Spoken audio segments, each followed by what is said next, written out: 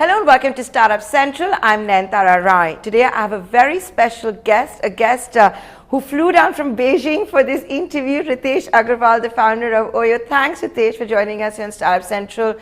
Welcome back to India. You now spend most of your time in China. Let's begin with Oyo. You have this global vision. You're the largest player in China, in India, the world's two most populated countries. Business must be good. First off, thank you so much for having me here. I spend a lot of time across the world now. As you may imagine, Oyo is an increasingly global company with presence from Texas to Tokyo, as I usually like. But yes, particularly yesterday's flight was a long ordeal, but I feel it's all going to be worth it. He's 25 years old, he missed his flight, so at least there's something normal about you. When we talk about your age, because I know your CEO, Aditya Ghosh, often jokes that maybe you are the older one in the equation. No, I always tell him I was born middle-aged and I kept growing older. And Aditya remained a millennial. No, but jokes apart, you've achieved so much and you're so young. What else is left for you to do, to conquer? What's your vision? So look, we never feel that we've achieved a lot. We are just getting started. Really? In how many countries are you? We today operate Oyo across 80 countries. What's your revenue? Our recent, publicly disclosed revenue run rate was upwards of $3 billion. And you have a lot more left? And I think that's not how we benchmark our success, right? I think when we started Oyo, there's a very simple dream. How do we give beautiful living spaces to the common man for the right price point? I think we've come a long way in that journey, but I feel we're just getting started because today, worldwide, there are over 3.2 billion middle-income people. And as you can imagine, not all of them get a good quality space at the right price point. Yeah. And on top of that, what Oyo is doing, even though it's better than anything else that exists, and we're able to make a positive difference, but we need to do a lot more to make sure that we keep bringing our promise of best places for our customers every day. Yeah. So there's a lot more work to be done on both ends, and we are probably less than 1% done. You're less than 1% done is what you're saying. Wow, hear that out, ladies and gentlemen. But what you've also done, Ritesh, of late is launch a lot of brands. Do you think you have too many brands? So look, I think the view we take for our customers is how do we bring the right product experience with the ease of deciding what product you like. So for instance, if it's Silver Key versus Collectiono, you could think that, well, both of these are corporate focused brands, so why do we need two brands versus one? And the reason is Silver Key is more corporate residences, which has a kitchenette, a place to meet other friends and so on, because it's a longer term stay. Yeah. Whereas a Collectiono is a nightly stay, which is designed for the corporate customer who has to get his breakfast in the morning and walk off to office. So from our perspective, to the extent we are able to give ease and comfort to our customers to decide what they need, I think we are just fine. The second, which is more important, is while the shop front is different, the kitchen still remains the same. That is our interior design teams, our renovation groups, our training groups, our sales and distribution groups, all of those remain the same. So you could book any of these brands on the Oyo app. Good. So a lot of these come together on the back end, but on the front end, we try to make sure that we give customer enough information about each of our products. You think you have to ever simplify them, or you think you're going to in fact have more brands? So it's hard to say. It's not a 0 or 1 answer. I think the short answer is we continue to learn and hear feedback of our customers. If our customers keep telling us that, hey, this is the use case we need a brand for, we will make it for them. If our customers say, hey, we don't need so many brands, we need a few of them which are more consolidated, we'll do it for them. Okay. So we are constantly listening to our customers. Every day, 70% of our customers give us feedbacks. Okay. So we listen from those customers and then make sure that we are preempting and solving for them. How big is your customer relations team? So if I look at our, so the 3 broader teams which focus on customer services, right? Yeah. The first team are the teams which is either of the reason I'm also asking, I should caveat that, is because how do you build a big brand if you're going to be disconnected with your customers? Yes, and you probably are going to be... Especially in hospitality, which is a very human-focused effort. Yeah. So on one side, I think there is a view of the most important customer service is by the front office manager. Because first time you reach into a hotel, the person who greets you, smiles at you, makes you feel home is the front office manager. Yeah. So that group, along with all the staff we have across the country, either on our roles or on our franchisors' roles, that in India alone would be over 100,000 or 110,000 people. Okay. The second is our large customer service department on the back end, that would be roughly 3,000 people who are making sure that we are constantly serving our customers in the case of escalations, problems, and so on. That's not just customer service, that's also reservations, because in India, still a lot of people would just call and make a reservation for their customer. Yeah, they still like it. Especially, when you're on the hills or so on and the mobile network is not good enough, you feel that it's better to just call. Jeff Bezos once said that he reads every email. I'm sure he gets a lot of angry emails, a lot of grievances and all of that. Do you also get them, and do you read every email? Is it even possible? Yeah, if you speak to our team members, you'd realize that I think for me, I read almost as many as I can customer emails. And what's good about that is once customers... Honest feedback. Yeah, once that. And the other one is once customers realize that this CEO reads his emails and responds to them, they make sure that they tell their friends that, hey, if you have a problem, just write to Ritesh and he will solve it. So you want to tell your email address? I think you could go to Google and find it. It's not very hard. Email, phone number, everything. Yeah. But generally speaking, I think our consumers give us the most honest feedback, especially because we had a large number of customers which joined the OYO ecosystem 3 years back. So all of them almost consider themselves, and we're very proud about it, as founding members of our company. So I see emails which say that I have been coming to OYO since May 2015. Okay. I have stayed with you guys 38 times. These are my feedback scores. Wow. But my stay last week, these are 3 things you could have done better. I also gave an advice to your AGM. He's taken my feedback seriously, but I'm sending you this email just so that you can keep an eye. And then you keep an eye? I don't keep an eye, but I of course forward it to the leader there and also to the team member, saying that I'm happy that the customer thinks that you took his feedback seriously. Correct. And that makes our AGMs feel stronger that they are actually doing something which is for the improvement of customer service as well. How do you keep a quality control? So our quality control is built on 3 key criteria. The first one is renovation. OYO has an army or a team of over 1,000 renovation experts, which ensures that the infrastructure of the hotel can be improved to a certain extent. OYO has invested already in excess of thousands of crores of capital expenditures to make sure that we can improve our assets to a certain kind, which is why you see those beautiful townhouses and collection homes, etc., popping up beside you. But infrastructure is just the basic or table stakes in hospitality. The real deal in hospitality is providing a good service. Correct. And as easy as it may sound, it's a very tough job because it's human. Some customer might take talking in a certain way as humility or arrogance. And being able to make sure that you manage this across 16,000 buildings that OYO manages in India is quite a bit of hard work. But the way we do it is by means of our 14 OYO skill institutes, which we use to train and impart the education to our people.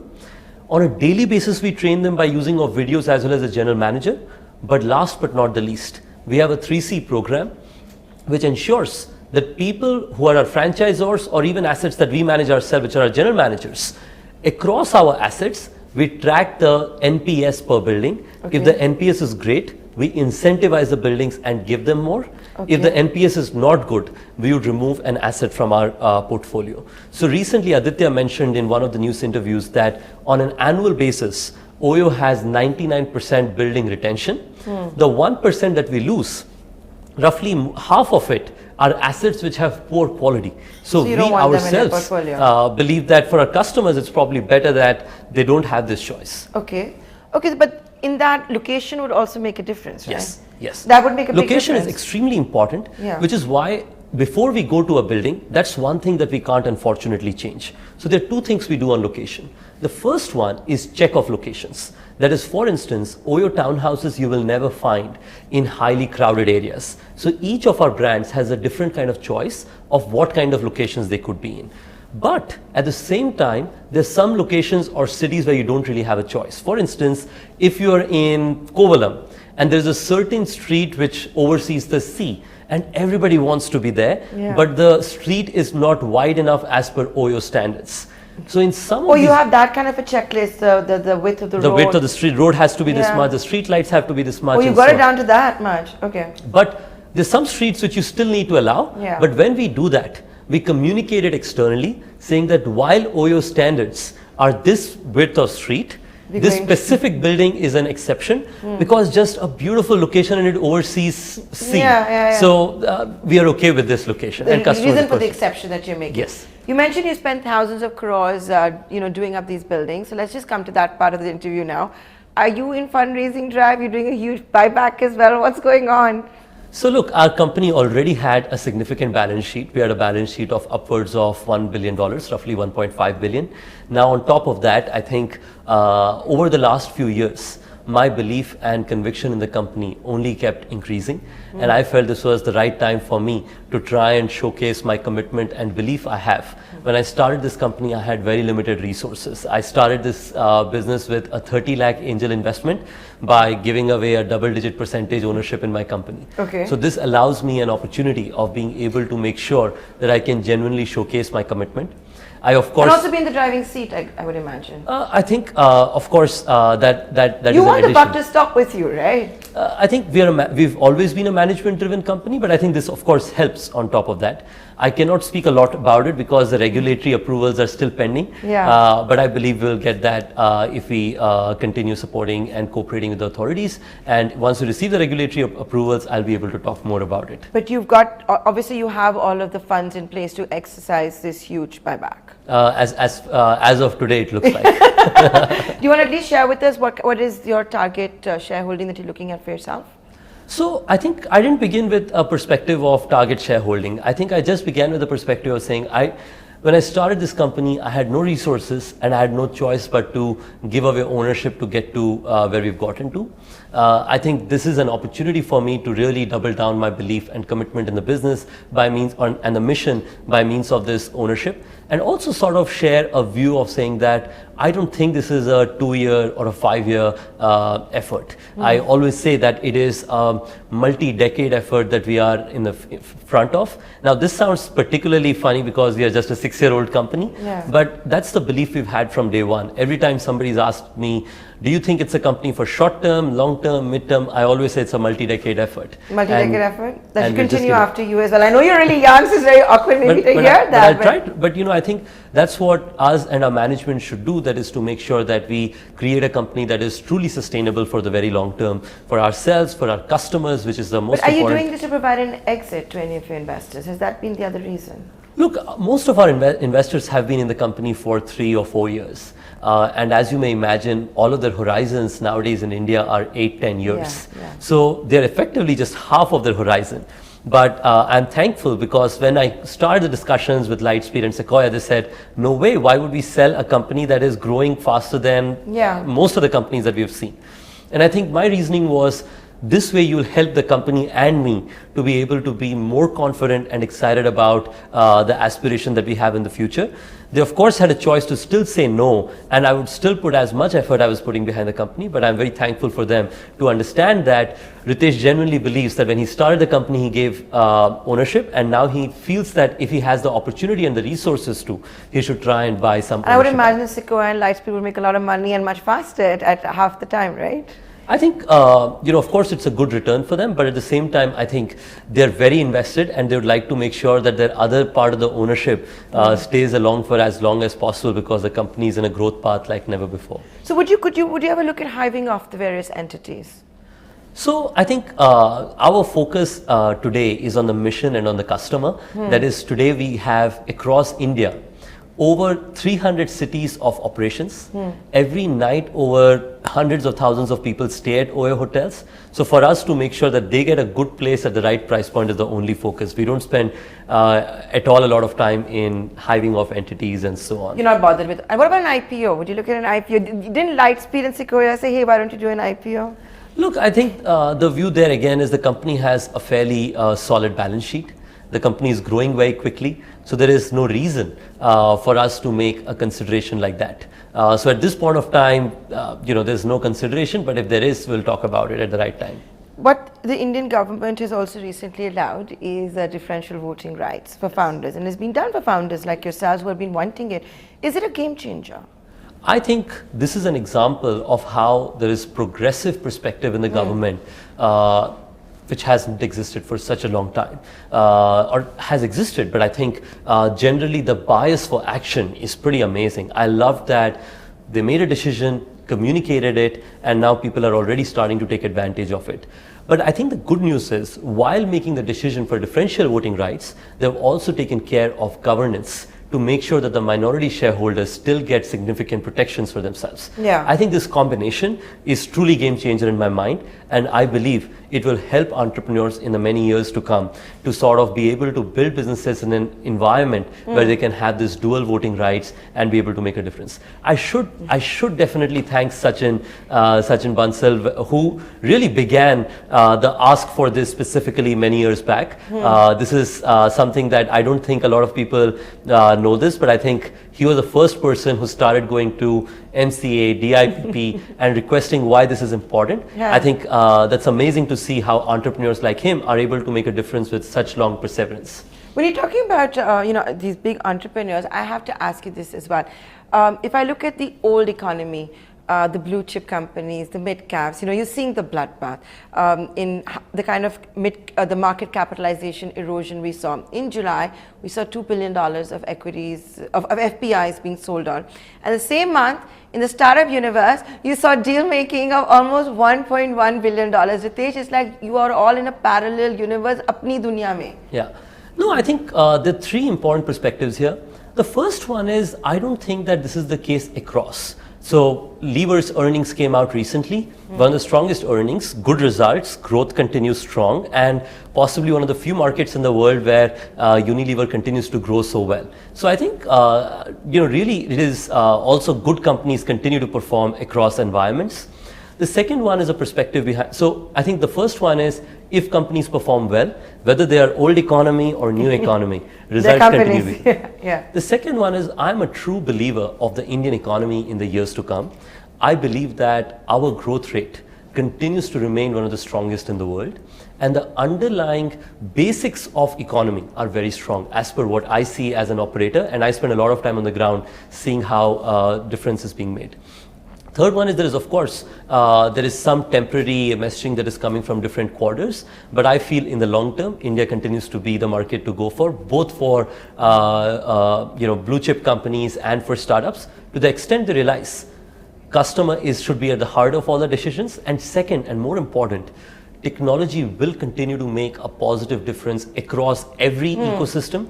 So auto will have EV come in, no matter how much we like or not. And I think that until people appreciate and realize that, there will be a positive difference in the economy. You're talking at a time when you talk about technology being disruption. Look at Zomato, for example, being facing a lot of the wrath of the restaurateurs. You perhaps also had to face it when you were starting out.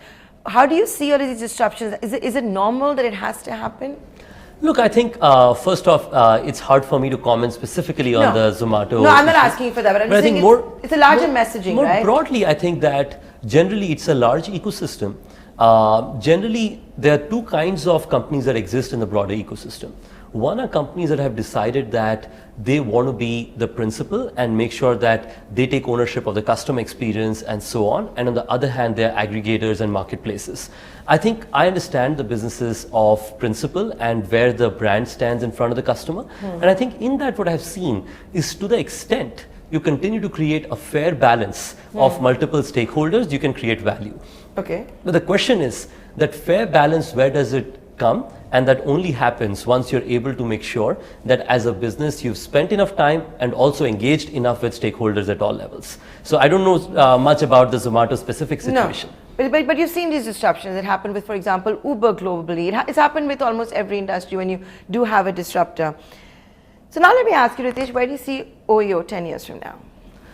It's too early for me to say what Oyo will be. 5 years from now? But I can tell you that... You must be having a 10-year plan. Do you have a 10-year plan? So look, I think the view to take is, it's very hard for me to say what will change. What I can tell you is what will not change. Okay. Our customers 5 years back, when I was starting the company with 10 hotels, trying to make sure that I was at the reception of as many assets as possible. Even today, I try to be at the receptions of a lot of our assets. You do surprise checks? I do surprise checks. I stay at Oyo hotels wherever I'm traveling. I try to make sure that I go... Where do you stay if there's no Oyo in that country or in that city? So, there are few hotels in every city that are on my bucket list to go and learn from. So, for example, Ace Hotel in London, or for instance, in Himachal, there would be a beautiful homestay somewhere. Or for instance, there is somebody who's done a really good job of running a budget hotel. For instance, in Southeast Asia, Tune Hotels used to do it in the early days. So, every new concept that is coming up, I want to learn and try and understand how a lot of these companies are building. And I'm sure all their entrepreneurs want to come and learn from how Oyo is building its business. So from my perspective, I try to learn and see how different people are doing different things. So you do have a 5-year plan. It's okay if you don't want to tell us, but you still have, you're so young. You think you'll only stay in hospitality? Are there other industries that excite you? Look, I think, like I told you earlier, our company is mission oriented. Our mission has from day one been better spaces for common people. So when we came up with our partnership with Weddings, which is now India's largest banqueting company, or we launched our services in co-working, or for instance in food and the F&B services. I think people sort of always said that, hey, are these different things? But from our perspective, any hotel has F&B, has banqueting, and has business centers. So to be honest and to be fair, what we are trying to do is bring better spaces and lifestyle experiences. A lot of people say you're going to give Starbucks a run for their money. Are you looking at that space? I love Starbucks. It's a fantastic So you don't want to company. compete with Starbucks? Look, I think it's hard for me to say anything specifically about coffee. It's super early. We just have it in a couple of our hotels, and we're very excited about the early results there. But that said, I think the perspective that we take is, our customers who are coming to our asset and our neighbors, what do they need? And we will go serve them. We don't think about who are the other guys and so on. But of course, I love Starbucks. You do cafes? Hard for me to say. Your face is giving it all away. At least I can make out from that. But okay, we'll talk about it later. I want, before I wrap up the interview, do you own a home? Because a lot of people say that millennials don't like to own homes. I like not owning a home. Okay, but do you own a home? No, I don't. You don't own a home? I don't own a home. So, and that is what your entire business model also is going to be based on, right? Yeah, we believe that fundamentally housing ownership is reducing quicker than ever before. Young millennials, whether they're students or young professionals, want to stay on a monthly subscription package. And I think our subscription in Oyo Life has been fantastic. We are now the #1 co-living company in this country and continue to grow at roughly 8,000 beds a month. So the speed in which that product is bringing customers in gives me even more confidence that this movement has started, that young people are saying buying houses not worth my money, buying experiences absolutely worth my money. And is that what you're seeing in China as well, in the other countries? We see it across. I mean, the United States, we're seeing massive movement there. We're opening 1 hotel a day in the US. We are now over 112 buildings in the US. And we are seeing this all across, that young people are saying that, hey, when I'm traveling to a different city for a 3-month project, why should I rent a place? I should just get an Oyo hotel or an Oyo studio that just makes sure that I have the right kind of experience and I pay for the evening. And hey, by the way, I don't need to call a cleaner. I don't need to call somebody if something goes wrong. All of these could be taken care by Oyo Hotels or Oyo Studio if they're taking one of our extended stay offerings in the United States. So we're seeing this from United States, Europe, China, Southeast Asia, Middle East, across. With that, we're going to take a short commercial break, but at the next episode of Startup Central, we'll be back with Ritesh Agarwal, and it's going to be a really special one because it's going to be a masterclass with him. Thanks for watching.